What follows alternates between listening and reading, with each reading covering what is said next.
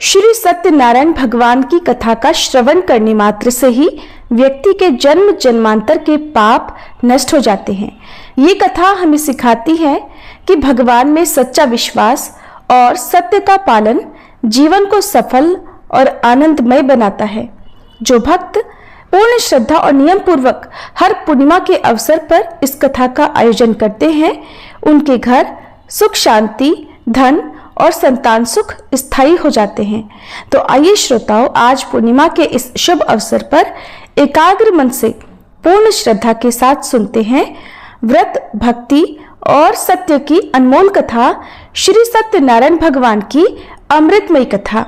सभी प्रेम से बोलिए, विघ्नहर्ता भगवान गणेश की जय, श्री लक्ष्मी नारायण भगवान की जय, श्री सत्यनारायण भगवान की जय। जिनका स्वरूप शांति से पूर्ण है, जो शेषनाग पर शयन करते हैं और जिनकी नाभि में कमल है, वे देवताओं के ईश्वर हैं।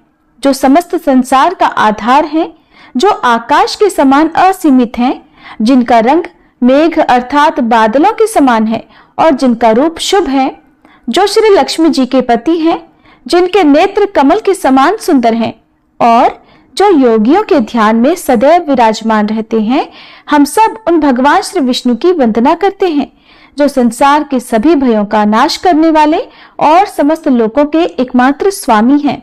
प्रेम से बोलिए, श्री सत्यनारायण भगवान की जय, श्री लक्ष्मी नारायण भगवान की जय। पौराणिक कथा के अनुसार एक समय नैमिषारण्य तीर्थ में शौनक आदि 88,000 ऋषियों ने श्री सूत जी से कहा, हे प्रभु, इस कलयुग में वेद विद्या रहित मनुष्यों को प्रभु भक्ति किस प्रकार मिलेगी और उनका उद्धार कैसे होगा? हे मुनिश्रेष्ठ, कोई ऐसा तप कहिए जिससे थोड़े समय में पुण्य प्राप्त होवे और मनवांछित फल मिले। ऐसी कथा को सुनने की हमारी इच्छा है। सर्वशास्त्र ज्ञाता श्री सूत जी बोले, हे वैष्णवों में पूज्य, आप सबने प्राणियों के हित की बात पूछी है। अब मैं उस श्रेष्ठ व्रत को आप लोगों से कहूंगा जिस व्रत को नारद जी ने श्री लक्ष्मी नारायण भगवान से पूछा था और लक्ष्मीपति ने मुनिश्रेष्ठ नारद जी से कहा था। सो ध्यान पूर्वक सुनो।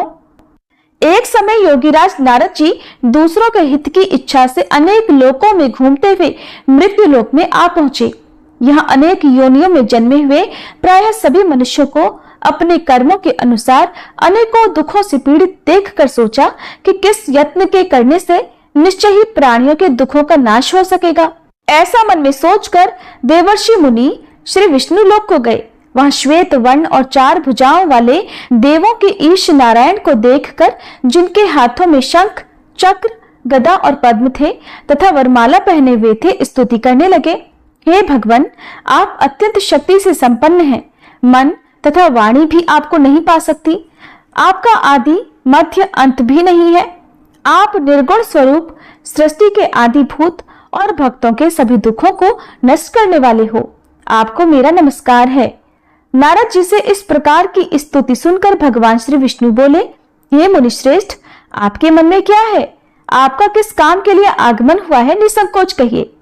तब नारद मुनि बोले, प्रभु, मृत्यु लोक में सब मनुष्य जो अनेक योनियों में पैदा हुए हैं, अपने अपने कर्मों के द्वारा अनेक प्रकार के दुखों से दुखी हो रहे हैं। हे नाथ, यदि आप मुझ पर दया रखते हो तो बतलाइए कि उन मनुष्यों के सब दुख थोड़े से ही प्रयत्न से कैसे दूर हो सकते हैं। तब श्री विष्णु भगवान जी बोले, हे नारद, मनुष्यों की भलाई के लिए तुमने बहुत अच्छी बात पूछी है। जिस काम के करने से मनुष्य मोह से छूट जाता है, वह मैं कहता हूं, सुनो। बहुत पुण्य देने वाला, स्वर्ग तथा मृत्युलोक दोनों में दुर्लभ एक अत्यंत उत्तम व्रत है। आज मैं प्रेमवश होकर तुमसे कहता हूँ, श्री सत्यनारायण भगवान का ये व्रत अच्छी तरह विधि पूर्वक करके मनुष्य धरती पर आयु पर्यंत सुख भोग कर मरने पर मोक्ष को प्राप्त होता है। श्री भगवान के वचन सुनकर नारद मुनि बोले, हे भगवान, उस व्रत का फल क्या है?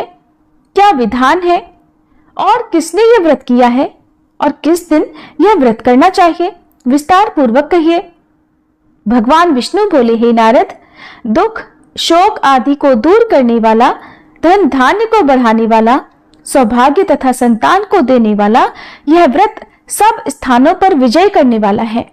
भक्ति और श्रद्धा के साथ किसी भी दिन मनुष्य श्री सत्यनारायण की प्रातःकाल के समय ब्राह्मणों और बंधुओं के साथ धर्म परायण होकर पूजा करे।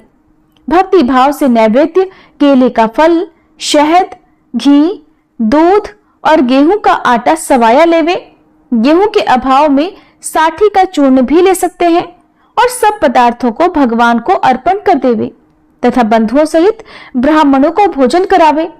पश्चात स्वयं भोजन करे। रात्रि में नृत्य, गीत आदि का आयोजन कर सत्यनारायण भगवान का ध्यान करते हुए समय बिताए। इस तरह व्रत करने पर मनुष्य की इच्छा निश्चय पूरी होती है। विशेष रूप से कलिकाल में भूमि पर यही मोक्ष का सरल उपाय है। प्रेम से बोलिए श्री सत्यनारायण भगवान की जय। श्री सत्यनारायण व्रत कथा का प्रथम अध्याय संपूर्ण।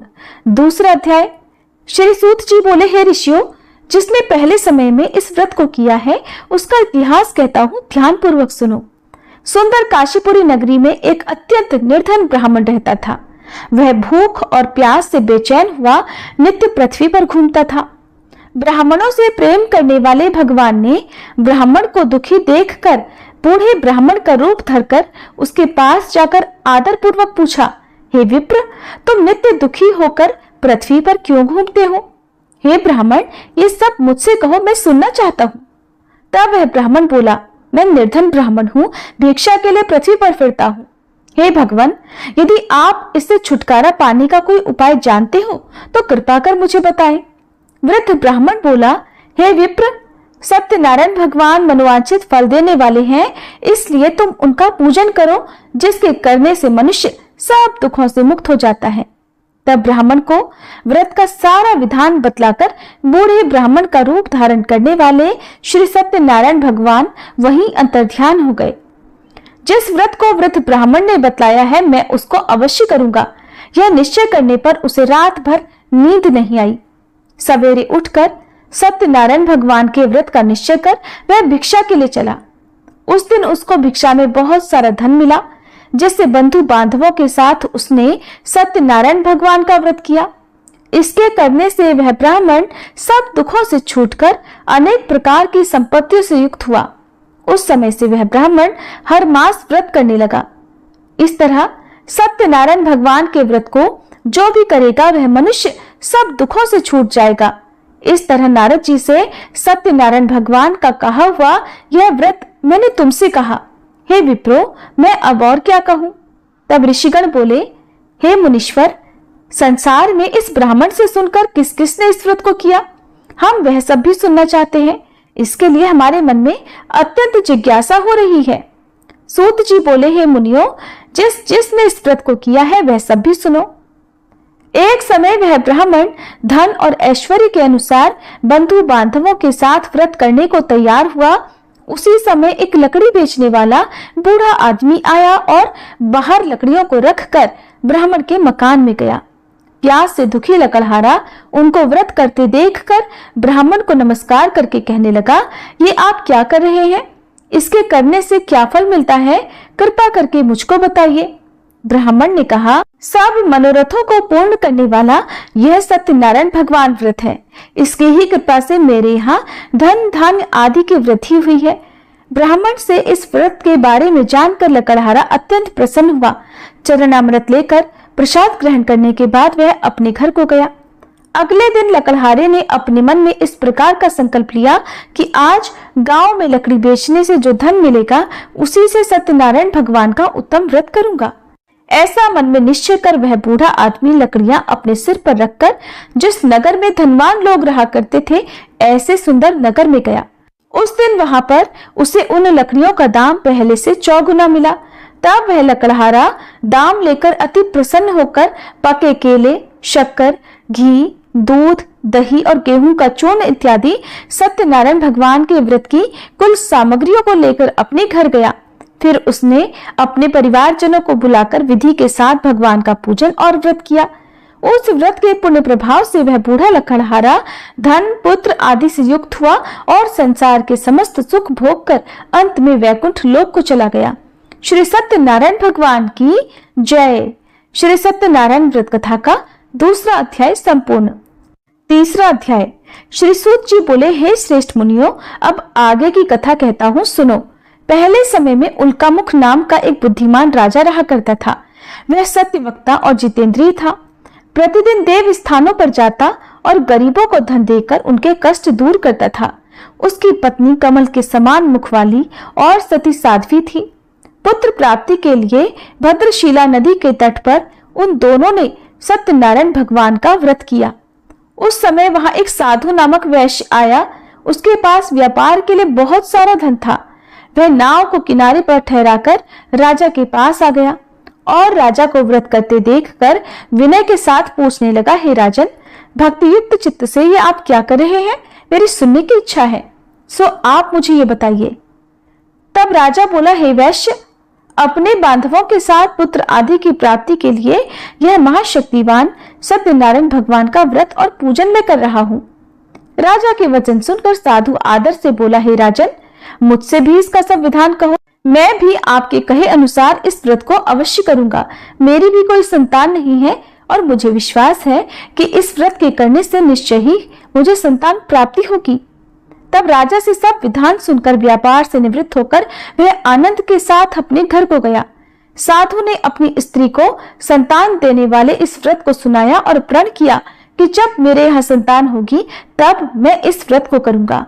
साधु ने ऐसे वचन अपनी पत्नी लीलावती से कहे। एक दिन उसकी पत्नी पति के साथ आनंदित होकर सांसारिक धर्म में प्रवृत्त होकर श्री सत्यनारायण भगवान की कृपा से गर्भवती हो गई और 10वें महीने में उसके एक सुंदर कन्या का जन्म हुआ। वह कन्या दिनों दिन इस तरह बढ़ने लगी जैसे शुक्ल पक्ष का चंद्रमा बढ़ता है। कन्या का नाम कलावती रखा गया। तब लीलावती ने मीठे शब्दों में अपने पति से कहा कि स्वामी, जो आपने संकल्प लिया था कि मैं संतान होने पर सत्यनारायण भगवान का व्रत करूंगा, अब आप उसे करिए। साधु बोला, हे प्रिय, इसके विवाह पर करूंगा। इस प्रकार अपनी पत्नी को आश्वासन देकर वह नगर को चला गया। अब कलावती अपने पिता के घर में रहकर बड़ी हो रही थी। एक दिन साधु ने जब नगर में सखियों के साथ अपनी पुत्री को देखा तो तुरंत दूत को बुलाकर कहा कि पुत्री के लिए कोई सुयोग्य वर देख कर लाओ। साधु की आज्ञा पाकर दूत कंचन नगर पहुंचा और वहां पर बहुत खोज कर, बहुत देखभाल कर कन्या के लिए सुयोग्य वणिक पुत्र को ले आया। उस सुयोग्य युवक को देखकर साधु ने अपने बंधु बांधवों सहित प्रसन्नचित होकर अपनी पुत्री का विवाह उसके साथ कर दिया, किंतु दुर्भाग्य से विवाह के समय भी वह उस व्रत को करना भूल गया। तब श्री सत्यनारायण भगवान क्रोधित हो गए और साधु को श्राप दे दिया कि तुम्हें दारुण दुख प्राप्त होगा। अपने कार्य में कुशल साधु वैश्य अपने जामाता सहित समुद्र के समीप स्थित रत्नपुर नगर में गया और वहां दोनों ससुर जमाई चंद्रकेतु राजा के उस नगर में व्यापार करने लगे। एक दिन भगवान सत्यनारायण की माया से प्रेरित कोई चोर राजा का धन चुराकर भागा जा रहा था, किंतु राजा के दूतों को आता देखकर चोर घबराकर भागते हुए धन को वहीं चुपचाप छोड़कर चले गए जहां वे ससुर और जमाई ठहरे हुए थे। जब दूतों ने उन साधु वैश्य के पास राजा के धन को रखा हुआ देखा तो वे उन्हीं को चोर समझकर दोनों को बांध कर ले गए और राजा के पास जाकर बोले, हे राजन, ये 2 चोर हम पकड़ कर लाए हैं, देखकर आज्ञा दीजिए। तब राजा की आज्ञा से उनको कठोर कारावास में डलवा दिया गया और उनका सब धन भी छीन लिया गया। सत्यनारायण भगवान के श्राप के कारण साधु वैश्य की पत्नी और पुत्री भी इधर घर में बहुत दुखी रहने लगी। उनके घर पर जो भी धन रखा था चोर चुरा कर ले गए। शारीरिक और मानसिक पीड़ा तथा भूख प्यास से अति दुखी होकर और अन्न की चिंता में कलावती एक दिन एक ब्राह्मण के घर गई। वहां उसने सत्यनारायण भगवान का व्रत होते देखा, फिर कथा सुनी और प्रसाद ग्रहण करके रात होने पर वह घर आई। तब उसकी माता ने कलावती से पूछा, हे पुत्री, तू अब तक कहाँ रही और तेरे मन में क्या है? कलावती कहने लगी, माते, मैंने एक ब्राह्मण के घर पर श्री सत्यनारायण भगवान का व्रत होते देखा है। कन्या के ऐसे वचन सुनकर लीलावती भगवान के पूजन की तैयारी करने लगी। लीलावती ने परिवार और बंधुओं सहित श्री सत्यनारायण भगवान का पूजन किया और वर मांगा कि मेरे पति और दामाद शीघ्र घर आ जाएं। साथ ही प्रार्थना की कि हम सबका अपराध क्षमा करो। सत्यनारायण भगवान इस व्रत से संतुष्ट हो गए और राजा चंद्रकेतु को स्वप्न में दर्शन देकर कहा, हे राजन, तुमने जिन दोनों वैश्यों को बंदी बना रखा है वे निर्दोष हैं। उन्हें प्रातः ही छोड़ दो और उनका सब धन जो तुमने ले लिया है उसे वापस लौटा दो, नहीं तो मैं तेरा धन, राज्य, पुत्र आदि सब नष्ट कर दूंगा। राजा से ऐसे वचन कहकर भगवान अंतर्ध्यान हो गए। प्रातःकाल राजा चंद्रकेतु ने सभा में अपना स्वप्न सुनाया। फिर दोनों बड़े पुत्रों को कैद से मुक्त कर सभा में बुलाया। दोनों ने आते ही राजा को नमस्कार किया। राजा मीठे वचनों से बोला, हे महानुभावों, तुम्हें दैववश ऐसा कठिन दुख प्राप्त हुआ है, अब तुम्हें कोई भय नहीं। ऐसा कहकर राजा ने उनको नए नए वस्त्र आभूषण पहनाए और उनका जितना धन लिया था उससे दोगुना धन देकर आदर सहित विदा कर दिया। तब वे दोनों वैश्य अपने घर को चल दिए। श्री सत्यनारायण भगवान की जय। श्री सत्यनारायण व्रत कथा का 3रा अध्याय संपूर्ण। 4था अध्याय। श्री सूत जी बोले, साधु बनिया मंगलाचरण कर और ब्राह्मणों को धन देकर अपने नगर के लिए चल पड़ा। साधु के कुछ दूर जाने पर इधर भगवान सत्यनारायण की उसकी सत्यता की परीक्षा लेने के विषय में जिज्ञासा हुई। तब वे एक दंडी का वेश बनाकर उस बनिए के सामने गए और पूछा, साधो, तुम्हारी नाव में क्या भरा है? तब धन के मद में चूर दोनों महाजनों ने अवहेलना पूर्वक हंसते हुए कहा, दंडी सन्यासी, क्यों पूछ रहे हो? क्या कुछ मुद्रा लेने की इच्छा है? हमारी नाव में तो लता और पत्ते आदि भरे हैं। उनकी ऐसी निष्ठुर वाणी सुनकर दंडी वेशधारी भगवान बोले, तुम्हारी बात सच हो जाए। ऐसा कहकर दंडी सन्यासी को रूप धारण किए हुए भगवान कुछ दूर जाकर समुद्र के समीप बैठ गए। इधर दंडी के चले जाने पर नित्य क्रिया करने के बाद उतराई हुई यानी जल में ऊपर की ओर उठी हुई नौका को देखकर साधु अत्यंत आश्चर्य में पड़ गया और नाव में लता और पत्ते आदि देखकर मूर्छित होकर पृथ्वी पर गिर पड़ा। होश आने पर वणिकपुत्र चिंतित हो गया। तब उसके दामाद ने इस प्रकार कहा कि पिताजी, आप शोक क्यों करते हैं? दंडी ने श्राप दे दिया है। इस स्थिति में वे ही चाहे तो सब कुछ कर सकते हैं, इसमें संशय नहीं। अतः उन्हीं की शरण में हमको चलना चाहिए और वहीं मन की इच्छा पूर्ण होगी। दामाद की बात सुनकर वह साधु बनिया उनके पास गया और वहां दंडी को देखकर उसने भक्ति पूर्वक उन्हें प्रणाम किया तथा आदर पूर्वक कहने लगा कि आपके सम्मुख मैंने जो कुछ कहा है, असत्य भाषण रूप अपराध किया है, आप कृपया मेरे उस अपराध को क्षमा कर दीजिए। ऐसा कहकर बार बार प्रणाम करके वह महान शोक से व्याकुल हो गया। दंडी ने उस बनिए को रोते हुए देखकर कहा, हे मूर्ख, रो मत, मेरी बात सुनो। मेरी पूजा से उदासीन होने के कारण तथा मेरी आज्ञा से ही तुमने बार बार दुख प्राप्त किया है। भगवान की ऐसी वाणी सुनकर वह उनकी स्तुति करने लगा। साधु ने कहा, हे प्रभु, ये आश्चर्य की बात है कि आपकी माया से मोहित होने के कारण ब्रह्मादि देवता भी आपके गुणों और रूपों को यथावत रूप से नहीं जान पाते। फिर मैं मूर्ख आपकी माया से मोहित होने के कारण भला कैसे जान सकता हूँ? प्रभु, आप मुझ पर कृपा कीजिए और मुझ पर प्रसन्न होइए। मैं अपनी धन संपत्ति के अनुसार आपकी पूजा करूंगा। मैं आपकी शरण में हूँ। मेरा जो नौका में स्थित पूरा धन था उसकी और मेरी रक्षा करें। उस बनिए की भक्ति युक्त वाणी सुनकर भगवान जनार्दन संतुष्ट हो गए। भगवान जनार्दन उसे अभीष्ट वर प्रदान कर वहीं अंतर ध्यान हो गए। इसके बाद वह साधु अपनी नौका में चढ़ा और उसे धन धान्य से भरी हुई देखकर भगवान सत्यदेव की कृपा से हमारा मनोरथ सफल हो गया। ऐसा कहकर स्वजनों के साथ उसने भगवान की विधिवत पूजा की। भगवान श्री सत्यनारायण की कृपा से वह आनंद से परिपूर्ण हो गया और नाव को प्रयत्न पूर्वक संभाल कर उसने अपने देश के लिए प्रस्थान किया। साधु बनिए ने अपने दामाद से कहा, वह देखो, मेरी रत्नपुरी नगरी दिखाई दे रही है। इसके बाद उसने अपने धन के रक्षक दूत को अपने आने का समाचार देने के लिए अपनी नगरी में भेजा। उसके बाद उस दूत ने नगर में जाकर साधु की पत्नी को हाथ जोड़कर प्रणाम किया और उसके लिए अभीष्ट बात की। सेठ जी अपने दामाद और बंधु वर्ग के साथ बहुत सारे धन धान्य से संपन्न होकर नगर के निकट पधार गए हैं।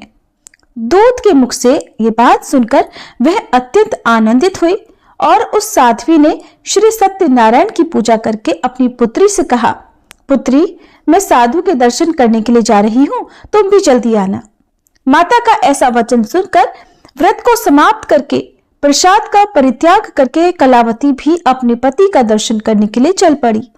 इससे भगवान सत्यनारायण रुष्ट हो गए और उन्होंने उसके पति को तथा नौका को धन के साथ हरण करके जल में डुबो दिया।